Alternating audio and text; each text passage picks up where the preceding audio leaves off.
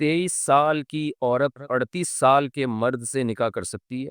ان دونوں کے گھر والے عمر کے فرق کی وجہ سے عزت نہیں دے رہے. کس کو نہیں دے رہے عزت بھائی؟ کیونکہ وہ آدمی پہلے سے شادی شدہ ہے اور اب دوسری شادی کرنا چاہتا ہے. اس صورت میں ہمیں کیا کرنا چاہیے؟ دیکھیں 38 سال کا آدمی اگر دوسری شادی کر رہا ہے 23 سال کی لڑکی سے، تو دوسری شادی کر رہا ہو یا پہلی شادی کر رہا ہو، بات یہ ہے کہ جب ایج ڈفرینس ہوتا ہے تو پھر اور بھی بہت ساری چیزیں دیکھنی پڑتی ہیں. خاص طور پہ مرد جب دوسری بھی کر رہا ہو تو جلدی نہیں کرنا چاہیے فیصلہ. اب لڑکی اور اس کے والدین خوب اچھی طرح غور و فکر کر لیں کہ یہ لڑکا ہمارے لیے مناسب ہے یا نہیں ہے، ہمارے جوڑ کا ہے یا نہیں ہے، اور اس سے اچھی طرح نباہ ہو پائے گا کہ نہیں ہو پائے گا. یہ سب چیزیں غور و فکر کرنے کے بعد خود فیصلہ کریں. میں کسی کو ذاتی مسائل میں مشورے نہیں دیتا. لڑکا 38 سال کا ہو یا 48 سال کا ہو یا 58 کا ہو یا 68 کا ہو، لڑکا ہی نہ رہا ہو، آدمی بن چکا ہو، تو یہ لوگوں کے پرسنل معاملات ہوتے ہیں کس نے کس سے شادی کرنی ہے. تو اس لیے میں اس بارے میں مشورے نہیں دیتا. مجھے کیا پتا وہ بندہ کیسا ہے، دوسری کر کے نبھا پائے گا کہ نہیں نبھا پائے گا، تو چلا پائے گا اس رشتے کو کہ نہیں چلا پائے گا، واللہ عالم. ہاں ایک بات جس کا شریعت سے تعلق ہے وہ میں آپ سے عرض کر دیتا ہوں کہ میرے جب سے بیانات 4 شادیوں پہ جانا شروع ہوئے اور ترغیبات شروع ہوئی تو کچھ چیزیں میرے سامنے آئی ہیں جن کی اصلاح بہت ضروری ہے. مثال کے طور پر ایک لڑکی نے شادی کر لی کسی لڑکے سے اور دوسری بیوی بن گئی. اب وہ ٹائم نہیں دے رہا اور لٹکا رہا ہے اور برابری نہیں کر رہا، اور جب اس کے خاندان کی طرف سے بہت دباؤ آیا تو چھوڑنے چھاڑنے کی باتیں بھی کر رہا ہے. لڑکی بہت ڈپریشن میں چلی گئی. میرے سامنے کیس آیا تو پتا چلا کہ جی لڑکی نے اس سے دوسری شادی اس لیے کی، یعنی اس کی دوسری بیوی اس لیے کی بنی کہ میرے بیانات لڑکی نے سنے ہوئے تھے کہ 4 شادیوں کو پروموٹ کرنا چاہیے، تو اس لیے لڑکی اس کی دوسری بیوی بن گئی. یہ بہت پرلے درجے کی حماقت ہے. 4 شادیوں کو پروموٹ کرنے کا یہ مطلب نہیں ہے کہ آپ کے لیے کوئی دوسری شادی کا پیغام بھیج رہا ہے تو بس آپ اس بیس پہ کر لیں کہ دوسری کر رہا ہے اور ہم نے 4 شادیوں کو سوسائٹی میں پروموٹ کرنا ہے. تو بھائی 4 شادیوں کو تو پروموٹ کرنا ہے، اچھی بات ہے، لیکن یہ مرد کے کرنے کا کام ہے نا. لڑکی تو اپنے لیے بہتر سے بہتر ہی سوچے. اس کو اگر کوئی کنوارا چھڑا چھاٹ مل رہا ہے اچھا تو وہ کنوارے سے کرے، وہ کیوں دوسری والے سے کر رہی ہے؟ یہ کہیں اور ٹرائی کر لے گا. اور اگر آپ کا خیال ہے کہ یہ دوسری والا بہتر ہے میرے لیے اور مجھے اس سے اچھا کنوارا نہیں مل سکتا، تو بھی اس میں ایک اہم بات یہ ہے کہ پھر آپ یہ بھی تو دیکھیں 2 کرنے کے بعد یہ نبھا پائے گا کہ نہیں پائے گا. اس سے بہت اچھی طرح معاہدے کریں، ایگریمنٹ کریں، اس سے دیکھیں پیچھے کوئی خاندان انوالو ہے یا نہیں ہے. یہ ساری باتیں تو 4 شادیوں کا مطلب یہ نہیں ہوتا کوئی بھی بھنگی چرسی اٹھے تیسری شادی کر رہا ہے لڑکی اس لیے راضی ہو جائے کہ سنت ہے. یہ لڑکی کے لیے کوئی سنت نہیں ہے. لڑکی اپنے لیے بہتر سے بہتر ہی دیکھے. وہ یہی دیکھے کہ مجھے بہتر سے بہتر رشتہ چاہیے. اور کنوارا ظاہر ہے 2 شادیوں والے سے عام نارملی وہ اس کے لیے حقوق کا ادا کرنا آسان ہوتا ہے. کسی کنوارے کے لیے ایک بیوی کے حقوق ادا کرنا آسان ہوتا ہے. تو لڑکی نے اپنے لیے بہتر سے بہتر ہی دیکھنا ہے، اس نے بھی اس کے والدین نے بھی. ہاں بعض دفعہ ایسے ہوتا ہے کہ لڑکی والوں کو اندازہ ہوتا ہے کہ بھائی ہمارے پاس کنوارے رشتے بھی ہیں لیکن یہ دوسری شادی والا ان کنواروں سے بہتر ہے. بعض کنوارے نکمے ہوتے ہیں اور 2 شادیوں والے بعض ذمہ دار ہوتے ہیں. تو یہ خود آپ نے فیصلہ کرنا ہے. اس بیس پہ ہاں نہیں کرنی ہے کہ شریعت نے 4 کی ترغیب دی ہے. شریعت نے لڑکی کو کہیں بھی ترغیب نہیں دی ہے کہ کسی کی دوسری بیوی بنے یا تیسری بیوی بنے یا چوتھی بیوی بنے. کوئی بھی ایک ضعیف حدیث بھی نہیں ملتی ہمیں اس بارے میں. شریعت نے یہ ترغیب دی ہے کہ کوئی اچھا شخص نکاح کا پیغام بھیجے تو انکار مت کرو. اب اچھے کا کرائٹیریا ہر ایک کے حق میں مختلف ہوتا ہے. اچھے کا مطلب آپ کے حقوق ادا کر سکتا ہو، وہ دیندار ہو اور صرف لیبل نہ ہو داڑھی ٹوپی کا، واقعی سچی مچی میں دیندار ہو. آج کل عاملوں نے الو بنانا شروع کیا ہوا ہے. جو روحانی ڈرامے باز ہیں نا، خلافتیں لے کے گھوم رہے ہوتے ہیں بزرگوں سے اور 24 گھنٹوں کا بزنس کر رہے ہوتے ہیں.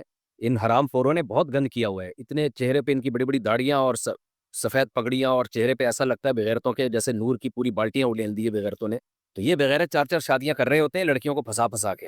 اور میرے بیانات کا بغیرت لوگ حوالہ بھی دے رہے ہوتے ہیں کہ مفتی صاحب نے کہا 4 شادیاں. تم جیسے بغیرتوں کے لیے میں نے کہا ہی نہیں ہے.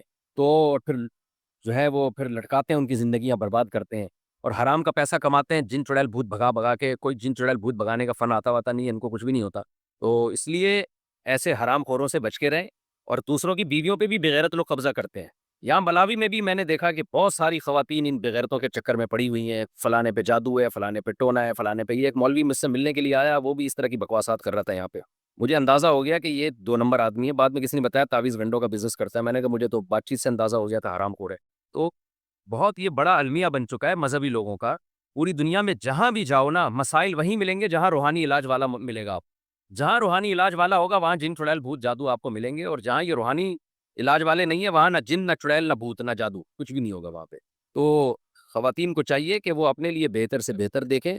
اگر ان کا خیال ہے کہ یہ دوسری شادی جو کر رہا ہے یہ زیادہ بہتر ہے میرے لیے اور یہ حقوق پورے کرے گا، اور ہوائی بات نہ، اس کی آمدن دیکھیں کیا ہے، رکھے گا کہاں، یہ سب چیزیں پہلے سے طے شدہ ہوں، دونوں کے برابر حقوق پورے کرے گا، یہ سب چیزوں میں آپ کو اطمینان ہو گیا اور کوئی اس نوعیت تک کنوارا نہیں مل رہا تو کریں آپ. پھر ساری زندگی بیٹھے رہنے سے بہتر ہے کہ کسی کی دوسری یا تیسری بیوی بن جائے گا. اور جو میں بات کہتا ہوں وہ ریپیٹ کرتا ہوں کہ کسی نکمے کی پہلی بیوی بننے سے بہتر ہے کسی سمجھدار ذمہ دار کی چوتھی بن جائے. لیکن یہ جب کنوارا نکما ہو. پھر کنوارا نکما نہیں ہے تو پھر کنوارے کو ترجیح دینی چاہیے. کیا گھٹنا دکھا کر وضو کر سکتے ہیں؟ کیا مطلب بھائی گھٹنا دکھا کر وضو کرنا؟ اس کے پیسے ملتے ہیں؟ کیا ہوتا ہے اس سے؟ تو میرا خیال ہے بعض لوگ پاؤں دھوتے ہوئے گھٹنا بالکل کھول دیتے ہیں، تو یہ جائز نہیں ہے، گھٹنا سطر میں داخل ہے. اگر لڑکی کا باپ فوت ہو گیا ہو اور اس کی ماں اور بھائی پیسوں کی لالچ میں اگر زبردستی اس کی شادی کہیں کروانا چاہ رہے ہوں لیکن لڑکی اس رشتے سے راضی نہیں، تو کیا اس صورت میں لڑکی اپنے گھر سے بھاگ کر اپنی مرضی سے نکاح کر سکتی ہے؟ کیا اس کے لیے ایسا کرنا جائز ہے؟ اگر واقعی بھائی لالچی ہے تو اپنے خاندان کے دوسرے مردوں سے رابطہ کرے، گھر سے بھاگے مت. گھر سے بھاگنے کے سائیڈ افیکٹ بہت زیادہ ڈینجرس، بہت زیادہ خطرناک ہوتے ہیں. بھاگنے کے بعد آپ کا کیا خیال ہے؟ کوئی بہت نیک انسان مل جائے گا آپ کو، وہ اور زیادہ آپ کو بیوقوف بنائے گا جب اس کو پتا ہے کہ اس کے باپ اور بھائی، اس کی ماں اور بھائی اس کے خلاف ہیں اور لالچی ہیں، اور والدین جو باپ کا بھی انتقال ہو چکا ہے، تو وہ بھگانے کی آپ کو لالچ تو دے گا لیکن وفا نہیں کرے گا آپ کے ساتھ، وہ آپ سے کھیلے گا. عام طور پر ایسا ہی ہوتا ہے 99.9%. تو اس لیے پھر بھائی کے بجائے خاندان میں کوئی اور ہو، چچا ہو، ماموں ہو، ان سے رابطہ کریں کہ بھائی یہ اس طرح کر رہے ہیں، میں اس پہ راضی نہیں ہوں. اور اگر پھر بھی کوئی حل نہ ہو تو پھر کورٹ کا راستہ اختیار کیا جائے، کورٹ میں جا کے کیس کیا جائے کہ بھائی میرا نکاح اسی انسان کے بچے سے کرایا جائے. کر رہا ہے نماز کا منجن بیچ رہا ہے تو نماز کے نام، تو چونکہ کوئی ایسا کوئی ایگریمنٹ ہی نہیں ہے تو میں فائدے کی چیز ہے. اور بھی بہت ساری ایپ ہوں گی، یہ ایپ مجھے لگی بہتر ہے. تو پہلے سے پلاننگ کرو، فجر پڑھنی ہے تو رات کو جلدی سونا پڑے گا، سمجھ رہے ہو؟ تو یہ ساری، تو اللہ نے فرمایا کہ آدھی ڈپریشن آپ کی اس سے دور ہو جائے گی، آپ کو زندگی میں لطف آنا شروع ہوگا، مزہ آنا شروع ہوگا. پھر اللہ سے تعلق جیسے جیسے بنے گا، جتنا مضبوط ہوگا، زندگی میں سکون بڑھتا چلا جائے گا. اللہ تعالیٰ سمجھنے کی، عمل کی توفیق عطا فرمائے. نماز کے بعد تھوڑی دیر سوال جواب کا سیشن ہوگا، جو بیٹھنا چاہیں بیٹھ سکتے ہیں، جانا چاہیں جا سکتے ہیں. بسم اللہ الرحمن الرحیم. بھائی مفتی رشید احمد خورشید کے سیرت کے لیکچر کے حوالے سے لوگوں کو بتا دیجیے. آپ کو پتہ ہے میرے تفسیر کے لیکچر ہیں مفتی طارق مسعود اسپیچز پر، پورا قرآن عربی گرامر کے ساتھ، ترجمہ تفسیر کے ساتھ ہم نے ریکارڈ کروایا. 2019 میں شروع کیا تھا، تو اب الحمدللہ تقریباً 26 پارے ہو چکے ہیں، تو 4 پارے رہ گئے ہیں. تو اسی طرح سیرت پہ کام شروع کیا ہے مفتی رشید احمد خورشید صاحب، جن کا یوٹیوب چینل بھی ہے، جامعۃ الرشید کے ٹیچر ہیں.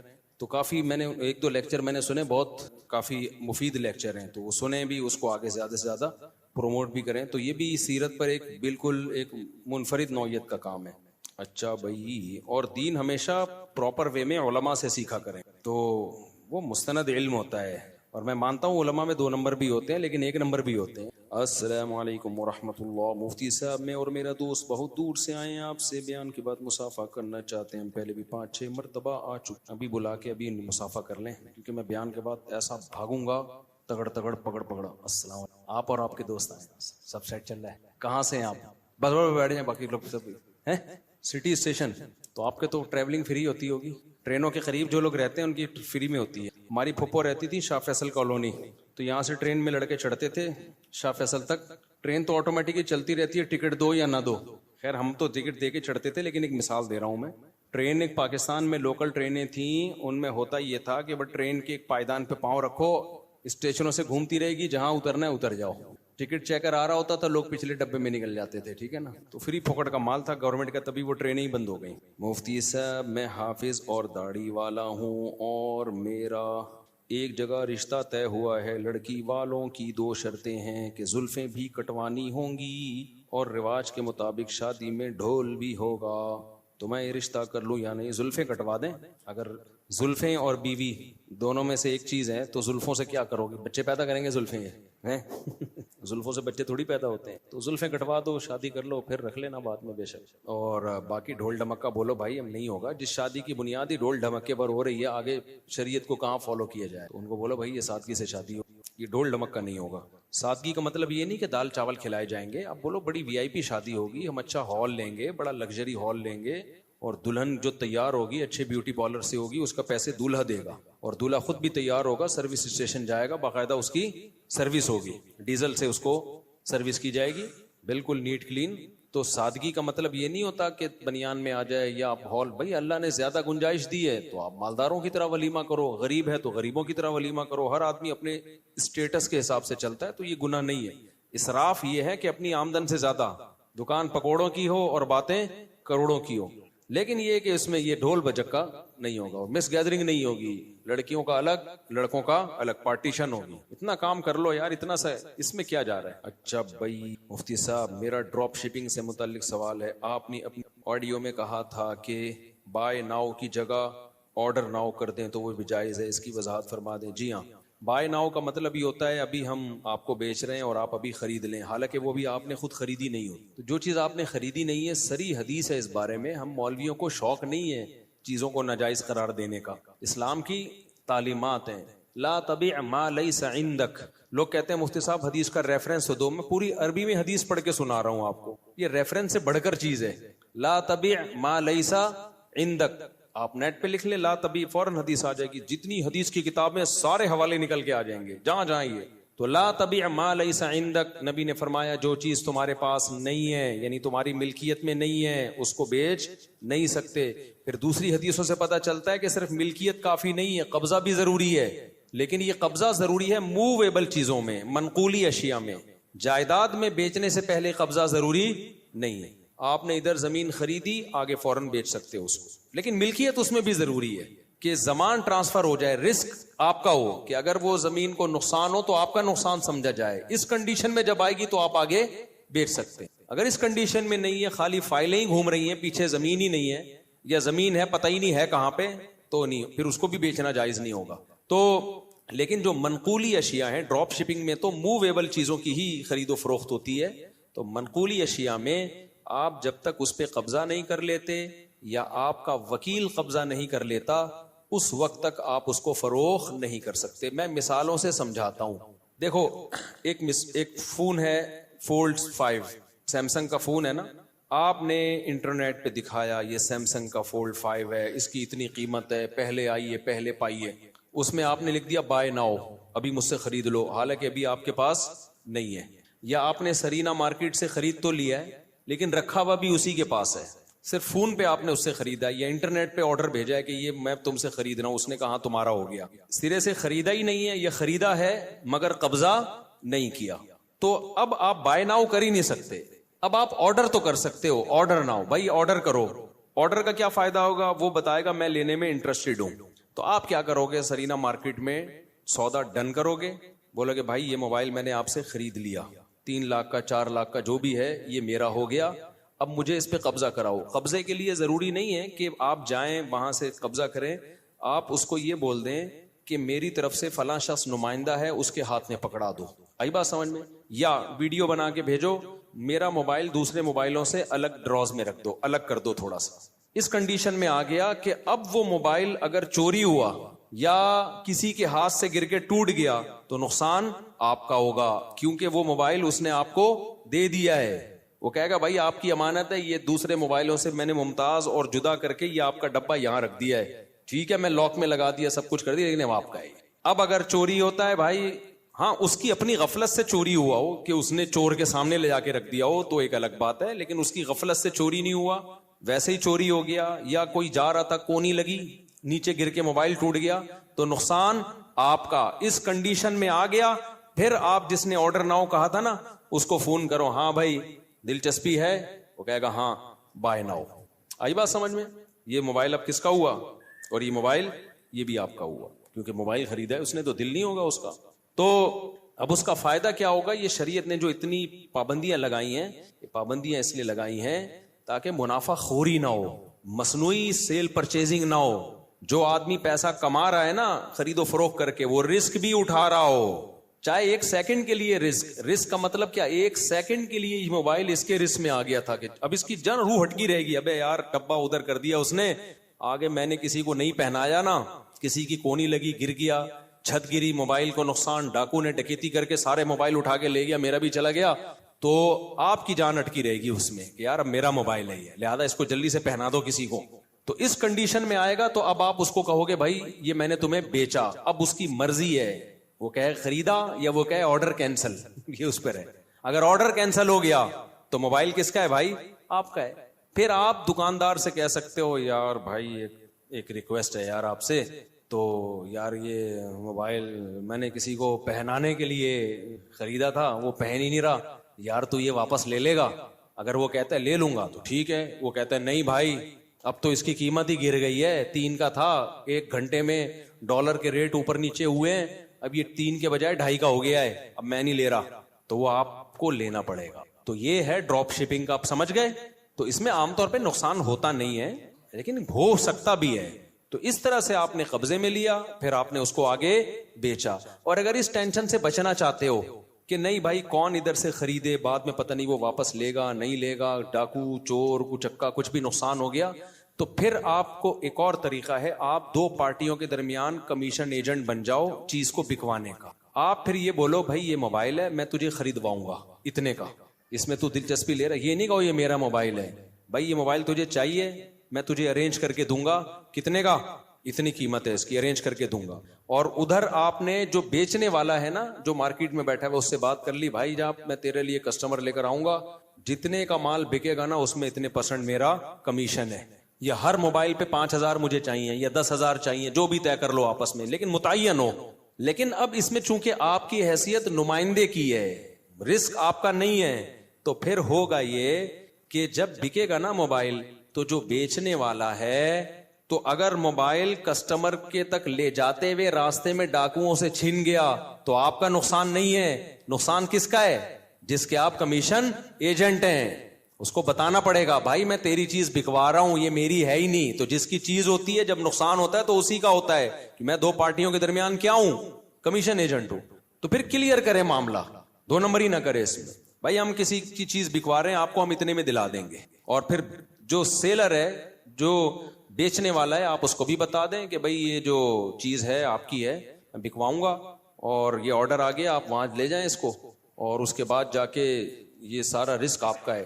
تو جو وہاں تک پہنچانے کے خرچے ہوں گے وہ بھی پھر آپ کے ہوں گے, بائکی آپ نے کروانی ہے, میں اگر کرواتا ہوں تو اس کے الگ سے چارجز ہوں گے, چیز آپ کی, یا اس کو جو ہے نا جتنے بھی پھر اس کے پیسے بنتے ہیں بائکیا کے وہ آپ کو الگ سے اس میں سے پروفٹ میں سے کاٹنا پڑے گا, لیکن سارا رسک آپ کا ہے. اب ڈراپ شپنگ میں ہوتا یہ ہے کہ 2 پارٹیوں کے درمیان آپ کمیشن ایجنٹ بنتے ہو, لیکن جو بیچنے والا ہے وہ ساری رسپانسبلٹی آپ پہ ڈال دیتا ہے, بھائی آپ کو ہم جب چیز پکڑائیں گے تو بس پھر آپ کی ڈاکوؤں نے چھین لیا, چوری ہو گئی, ہمارا ہیڈک نہیں ہے.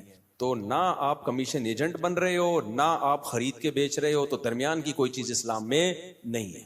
تو یا تو کمیشن ایجنٹ بنو یا چیز خرید کے بیچو. یہ کتنے طریقے ہو گئے جائز ہونے کے؟ 2.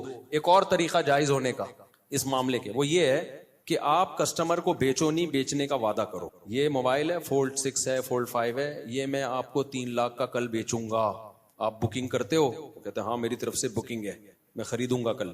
تو وہی پہلی سے ملتی جلتی صورت ہے.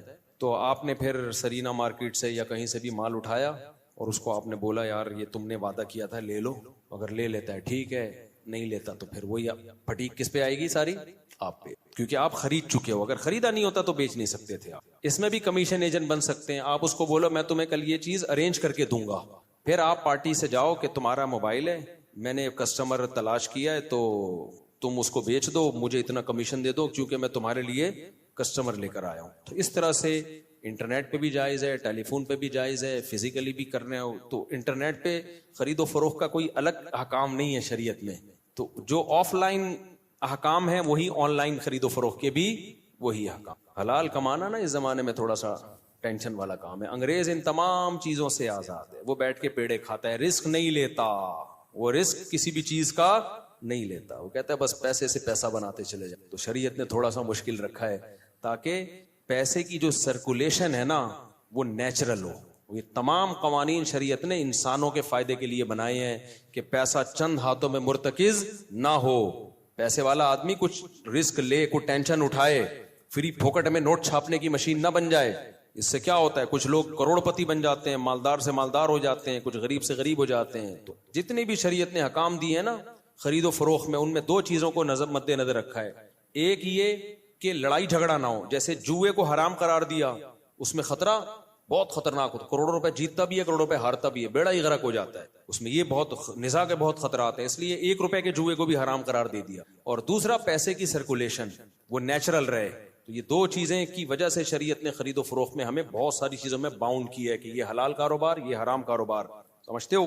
یہ ہو گیا بھائی. مفتی صاحب میرے والد صاحب کا انتقال ہو گیا ہے, ان کے لیے دعائے مغفرت. ایسی چیزیں چھاؤں میں بتائی جاتی, میڈیا پہ نہیں بتائی جاتی. خوشبو لگا کے اکیلے میں آؤ, بہت معلوم. اتنے فارغ ہم ہیں نہیں جتنے ہم آپ کو لگتے ہیں. لوگ میرے بارے میں کہتے ہیں اس کو کیا پتا, شادیوں کے علاوہ کچھ نہیں پتا.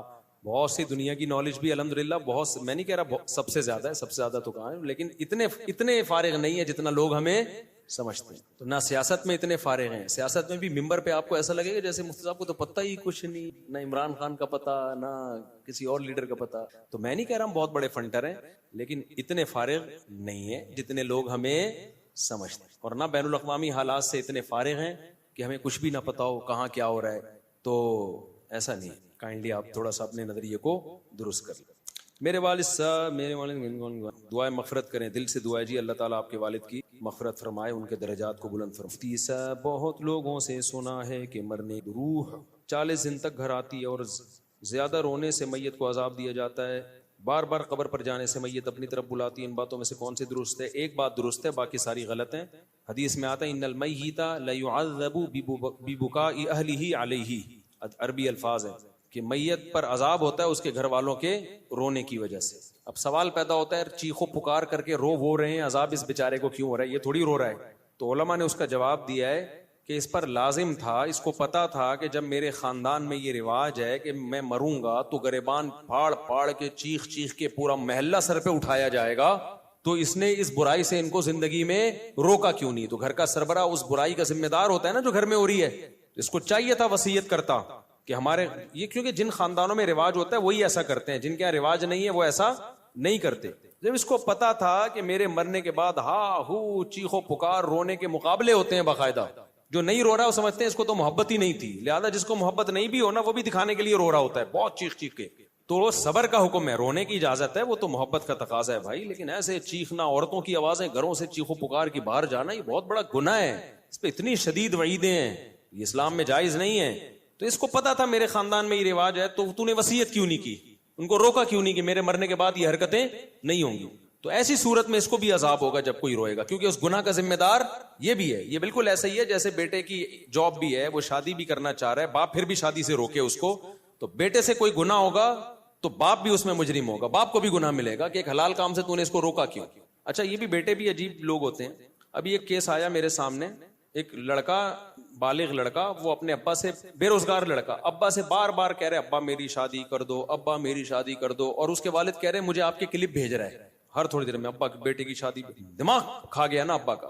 ابا نے مجھ سے رابطہ کیا, میں نے کہا دیکھو اگر یہ آپ کو لگتا ہے نا کہ ایک ذمہ دار بچہ ہے, پڑھائی میں پوری توجہ سے پڑھ رہا ہے, یہ اپنی ساری ذمہ داریاں پوری کر رہا ہے, تو اگر اللہ نے آپ کو مالی گنجائش دی ہے تو اپنے خرچے پہ کر دو, گناہوں سے بچے گا, آپ کو بھی پوتے نواسے ملیں گے, ایک بہو گھر میں آئے گی 2 روٹی زیادہ کھا لے گی, اللہ آپ کو بہت نوازے گا. لیکن بشرطے کہ یہ اپنی ساری ذمہ داریاں پوری کر رہا ہو, نا اہل آدمی نہ ہو. لیکن اگر یہ ذمہ داریاں پوری نہیں کر رہا, آپ نے پڑھائی پہ لگایا, وہاں دلچسپی سے پڑھتا نہیں ہے, یہ کوئی بھی کام پہ لگایا کام, میں نے کہا پھر یہ حماقت نہ کرنا کہ شادی کرو اس کی اپنے خرچے پہ.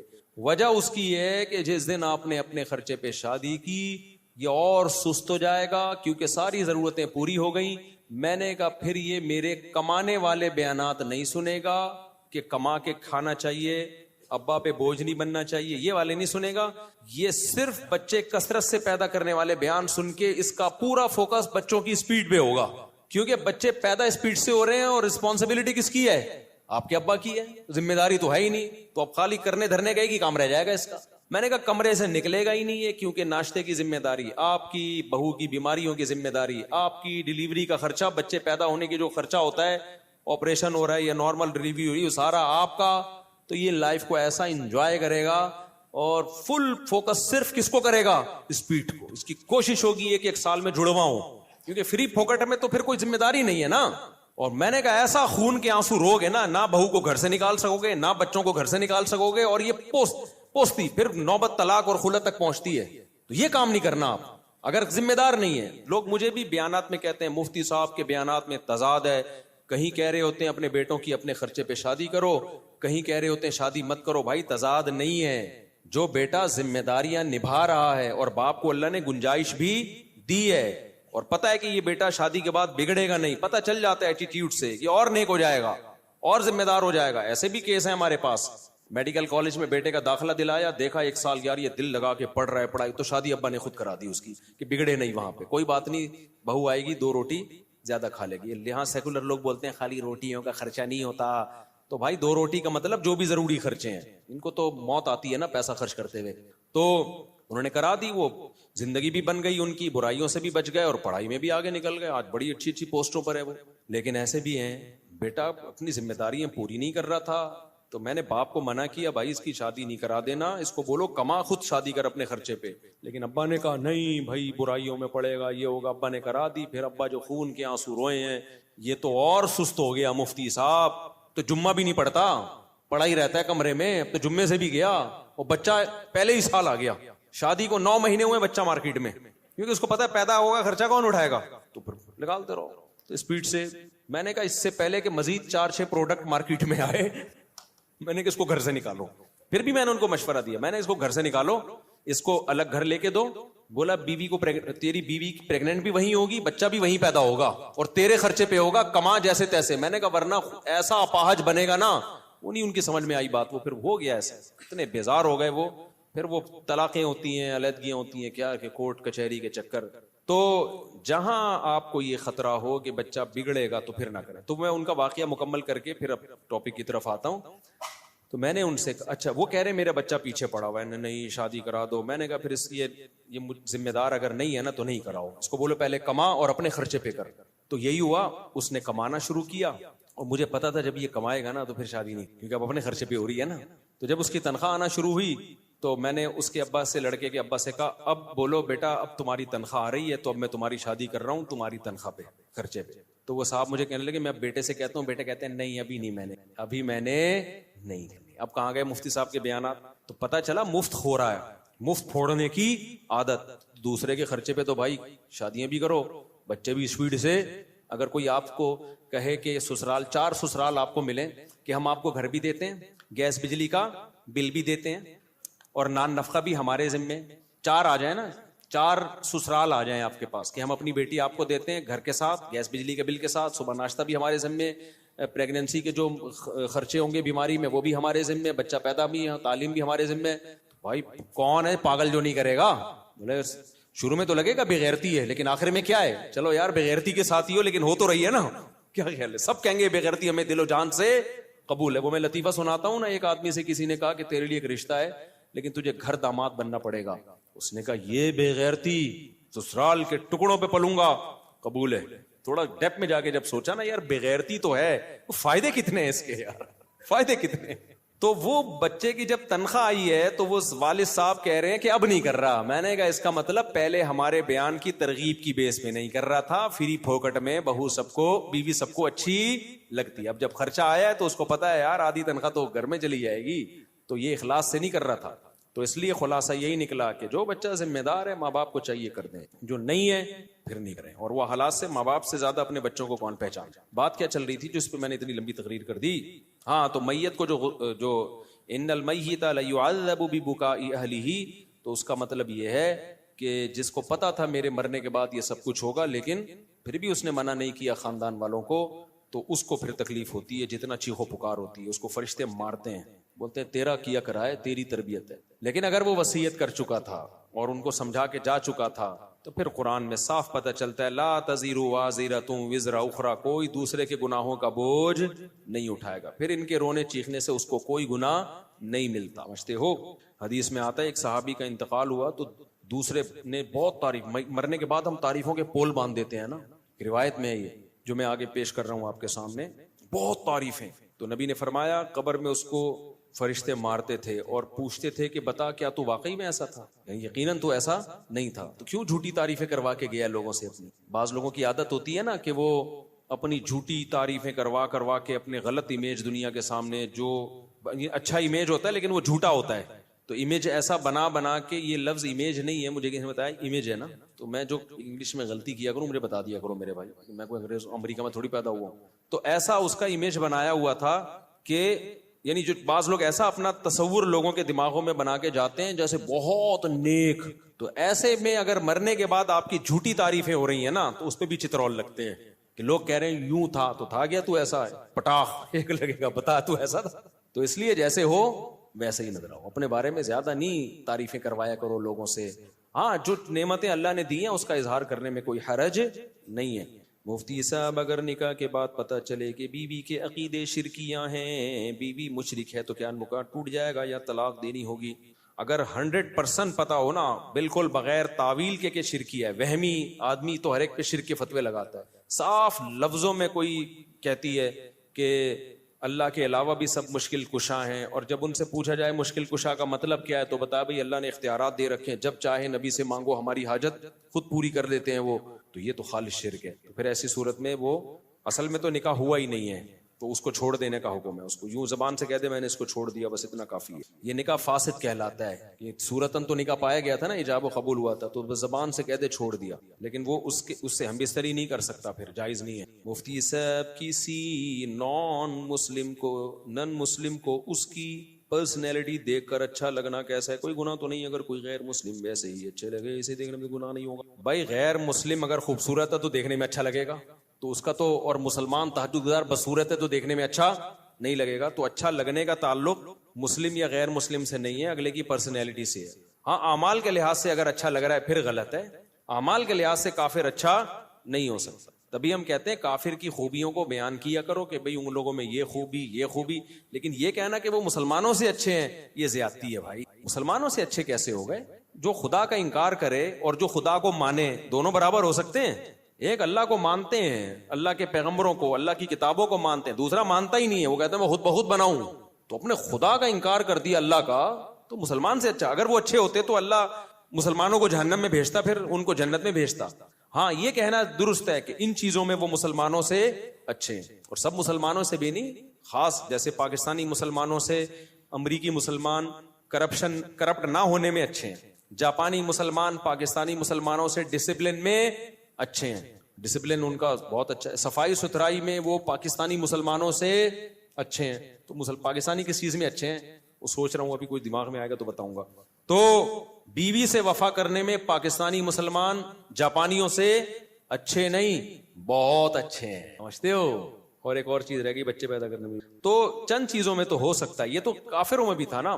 نبی صلی اللہ علیہ وسلم نے فرمایا خیارکم فی الجاہلیت خیارکم فی الاسلام, جو زمانے جاہلیت میں کافر اچھے تھے اسلام میں بھی وہی اچھے ہیں. تو اس سے پتا چلا کافر میں بھی کوئی اچھا ہو سکتا ہے نا. تو یہاں اچھائی سے مراد ہے چند صفات میں اچھائی, غیرت میں, بہادری میں. تو بعض کافر بڑے غیرت مند ہوتے ہیں, بہادر ہوتے ہیں, سخی ہوتے ہیں, تو جب وہ اسلام لاتے ہیں تو وہ بہادری غیرت اور بڑھ جاتی ہے. تو صحابہ کرام زمانے جاہلیت میں سخی تھے, بہادر تھے, رشتہ داری جوڑنے کو اچھا سمجھتے تھے.